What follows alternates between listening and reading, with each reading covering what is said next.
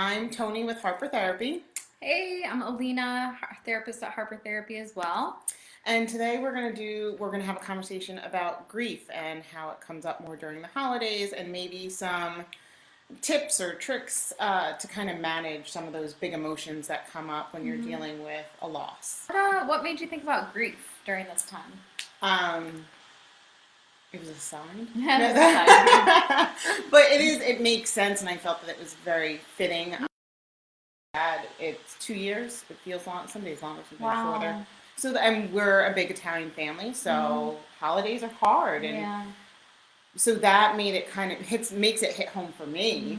mm And I mm know one of my biggest things, and especially just when becoming a therapist, is recognizing that grief is like losing my dad. Yes, huge, Yeah. Yeah. but there's also other things like grieving the fact of how holidays have changed without him. How Wow. holidays are different because of the pandemic Right. and things like that. Like, and I feel like that's stuff people don't think about. You don't realize. You're like, well, why am I having anxiety over this? Why is there this big emotion wrapped around this? Yeah.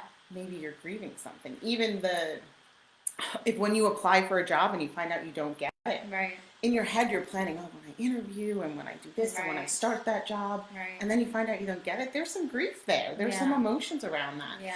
And I just think that first of all, even when we're grieving people as a society, hmm I think the average is probably what, like 5 days you get at Yeah. work. Well, I know it's interesting because, like, I know every culture, every religion has different traditions. Like in the Jewish tradition, you sit for 7 days. It's called sitting Shiva, or and so like you sit for 7 days. You have people visit.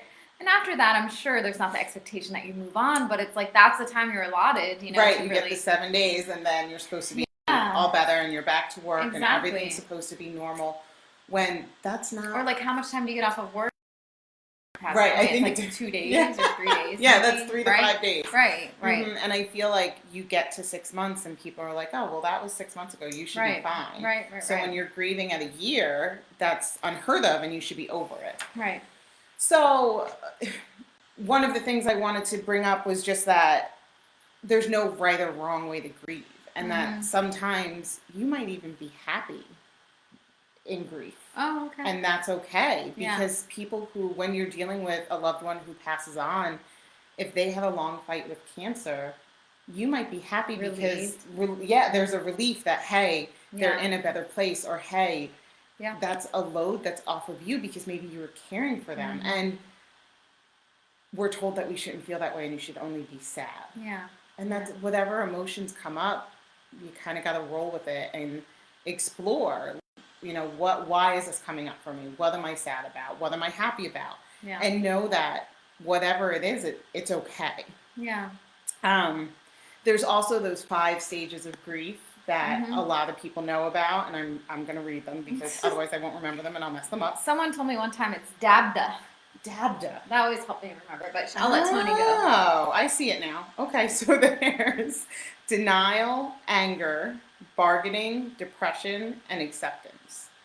So sometimes people feel that that is a formula and that you have to go through those Oh, in like a it's certain linear. way. Yes, Yeah. like, okay, I did this, now I get to move on and I go to this. And hmm again, those ebb and flow, and you might feel anger 5 years after finding out you didn't get a job, or finding out, or your parent passes away, or even people who are trying to get pregnant. Yeah. Like, that's a whole that Yeah. nobody ever talks about. Yeah. Yeah. Or just like, I think we all have it in different areas. A Mm-hmm. relationship ends, or, Yes. We're in a place in our life at a certain age where we thought Mm-hmm. we'd be somewhere else.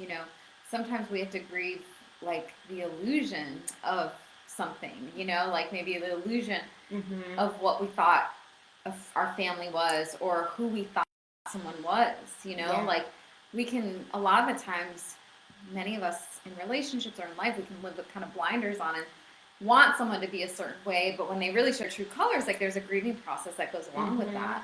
Absolutely. Yeah, I know in sessions I've talked about it with people having to grieve that your mom isn't who you thought they would be. Right. Like, your idea of what you see on the Brady Bunch is Right. not your mom, and Right. that's okay. And being able to accept her, Yeah. that's who your mom. Your mom is not. She's like this, and that's okay. Right. And being able to work around that. Yeah. So one of the big things in dealing with grief is just to understand that, to allow the emotions to Mm-hmm. come, and to be accepting that sometimes it's a really big, like, tsunami wave, Mm. and other times it might be just a small wave pool. Yeah. And there is no right or wrong way to grieve. You can, whatever you're feeling is okay. Whatever you need to do is Mm-hmm. okay. Mm-hmm. The other big thing that had come up when I was researching, like, grief, was that memories are healing. Mm. And I think that spoke volumes to me, because when someone dies or someone's sad about a loss, nobody wants to talk about it. Yeah, like And you they'll avoid tiptoe that. around it. Yes, Yeah. people avoid it, when actually it helps be able to share stories of my dad, or like, it sucked when I didn't get this job, or when I lost a best friend or a friendship, Yeah. because friendships fall out, like, all of that. Yeah. It's helpful to kind of talk it out loud and realize what went wrong, what went right, things like that. Yeah, yeah, it's a good So, point. And one last point I think I wanted to make is that sometimes we can feel grief even with happy things, like we can have big life events happening, or, the end of schooling, or the start of a new chapter. But that also means giving up another choice or another path, and that Absolutely. can cause some grief as well. I know personally, like, sometimes I feel guilty for feeling grief or sadness when I have like really good stuff going on, or, like what I say, good stuff going on in life, and I'm like, well, why is there grief there? And there's some judgment, and so I think regardless of what's going on, the important piece is to just, let yourself feel what you need to feel. And feel that emotion. yeah, that's the emotional, which we really like talk a lot about here, because our feelings aren't going anywhere. We can try to suppress them all we want, but they're going to be there. And if we don't They'll deal always with them, come back up. They yeah, find a way to come they out. find a whether way you to like come it or out, not. whether it's anxiety, irritability, whatever it is, it's going to come out. Absolutely. Physical issues. Yep. I always say that if you continue to put your feelings down, they come out sideways. Your body is going to tell you, whether it's physical pain, or you're blowing up at your kids, or you're blowing up at your spouse, whatever. They're going to come out no matter what. Way or another. So if you feel like you're struggling with grief, if you're just not if you're having big emotions and you are not sure where to get started, give us a call at Harper Therapy, 813-434-3639. You're so good at that. I know, right? Gotta memorize. All right. Happy holidays, guys.